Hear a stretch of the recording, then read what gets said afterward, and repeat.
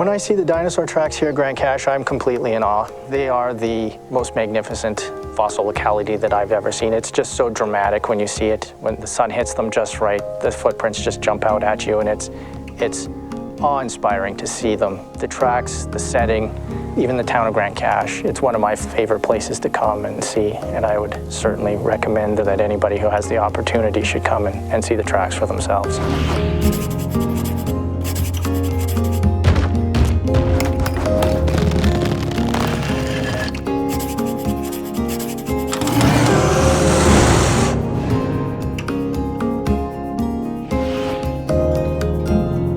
The Grande Cache Dinosaur Track site is located about 20 kilometers north of the town of Grande Cache, about an hour and a half south of Grande Prairie. They're located in the middle of a coal mine that's currently being mined by Grande Cache Coal Company. The tracks in this area are 100 million years old. They're from the Middle Cretaceous, Albian stage of the Cretaceous. When they were formed, they were at sea level. There used to be an ocean to the east and to the northeast as well. So it would have been a much different climate than it was today, very warm. The first tracks were found in this mine back in the late 80s, and that was by a combination of visiting geologists and also some of the people that worked for the coal mine. They notified the Trail Museum, and Trail sent a couple expeditions up to do initial survey work. And then I took it on as a master's project, and through the whole time I've had fantastic access. It's been a great place to study and learn about fossil dinosaurs and other vertebrates because it's all here. There's thousands and thousands of footprints, and there's all kinds of different preservations, lots of different behaviors. And since there's 25 different sites in the mine, many of them represent different types of environments. So you get to see that certain animals had environmental preferences or tolerances, and there's certain environments that other animals tended to avoid. We came into the mine yesterday and spotted this slab here, which has a lot of little avian footprints, so little footprints of birds. This site has a pretty big diversity of track types and animals that made the tracks. It includes large theropod dinosaurs, probably some type of an allosaurid, not Allosaurus itself, but one of its descendants.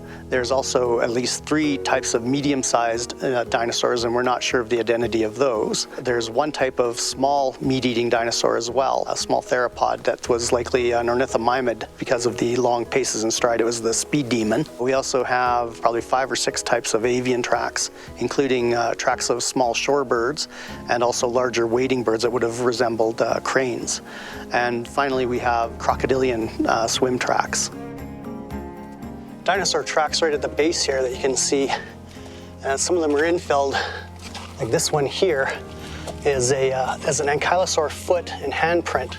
So it's a quadrupedal dinosaur. So there's the heel, and there's one of the digits, one of the outer digits, and another digit, and another digit. There's probably a 4th one in here. These dinosaur tracks here at Grande Cache were found directly as a result of the mining by Smoky River Coal, and to some extent Grande Cache Coal as well. And there are other industries, oil and gas, oil sands, that are also turning up fossils, not necessarily dinosaur tracks, but they are finding fossils as well. The big thing is they're finding these fossils, they're bringing them to our attention. So they're not just being lost or tucked away somewhere in a mine, somewhere never to be seen by science. They're finding them and they're calling us.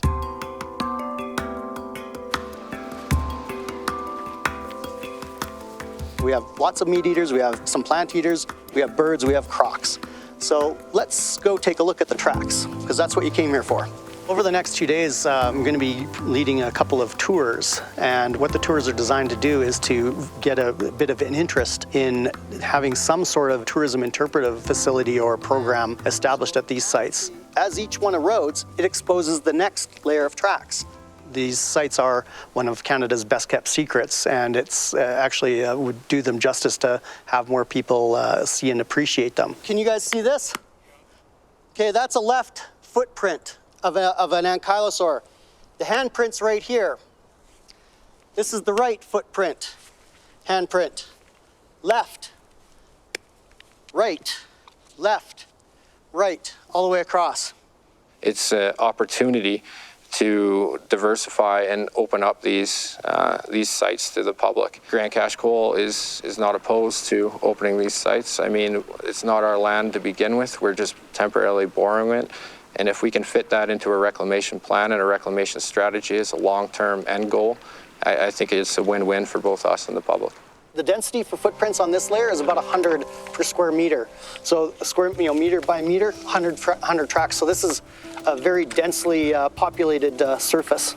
This attraction here is going to be very welcome to the economy of Grande Cache. Present time, the economy is not that great here in Grande Cache with mines shutting down and problems in the forest industry. It could be a lifesaver for the town of Grande Cache.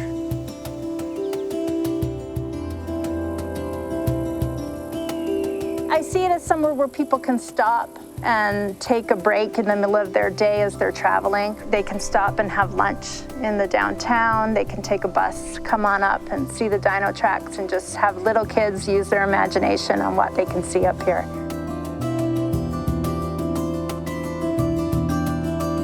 There is an avian trackway, a bird trackway, that is right in line with that theropod trackway that's coming down. It's an interesting trackway because it's walking like a bird, so it's making short paces and strides, and very toed in, very pigeon-toed. That's how the trackway starts. It's going, right, left, right, very short pace and stride. As the trackway progresses, the pace and stride increase and the footprints straighten out, and then it ends. So what do you think might have happened? Back to lunch. Or it flew away. I think the people will come here to see these tracks in conjunction with the Dinosaur Museum that's already operational at Wembley. It's not that far away, and the attraction appears to be to the younger generation. They're in love with dinosaurs and anything associated with dinosaurs. The Philip J. Currie Dinosaur Museum in the Grande Prairie region is something that opened in 2015. People think that I have a lot to do with that museum. Well, I don't. I mean, it's something that was named in honor of me because I've done a lot of work in the Grande Prairie region looking for dinosaurian resources. The idea of building a museum, though, goes back a long way. It was already in the 1970s that people started talking about the fact that Grande Prairie needed some more local museum that was going to display dinosaurs found in that region of the province. And basically, it represents not just the Grande Prairie region, but the whole of northwestern Alberta. The museum offers technological tools that allow people to engage with the exhibits in a way that a lot of museums don't offer. So a lot of virtual reality viewers to bring creatures back to life from the Cretaceous. There are microscopes. They can look at tiny fossils and understand ecological systems that are long gone. They can interact with CT scanning devices that allow them to look inside a dinosaur's head. There's lots of things like that.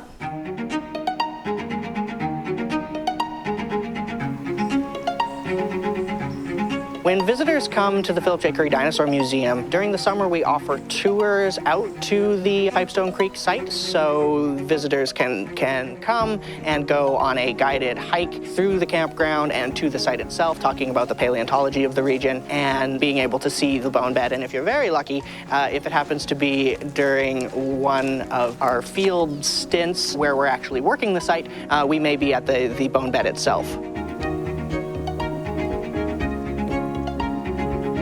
We have worked for a long time in the Grande Prairie area on one particular bone bed. It was found by a school teacher in the mid-1970s.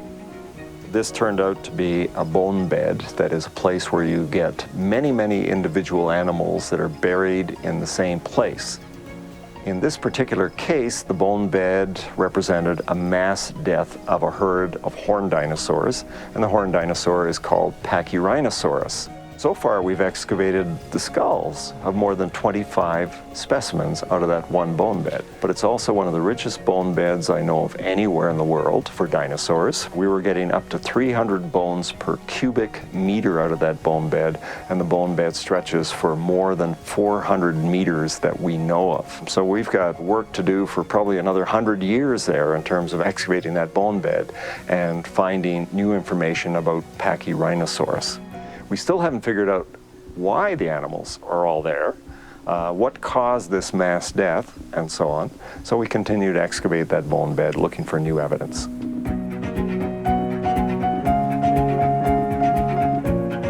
Alberta is known worldwide as one of the richest sources of dinosaur fossils anywhere. Perhaps people take it a bit for granted because the faunas are relatively well known. People have been doing field work in Alberta for a long time. And I think with the field work we're doing in the Grande Prairie area, that will hopefully open up another part of Alberta's fossil record to international attention and show people that there's yet another side to Alberta's fossil richness.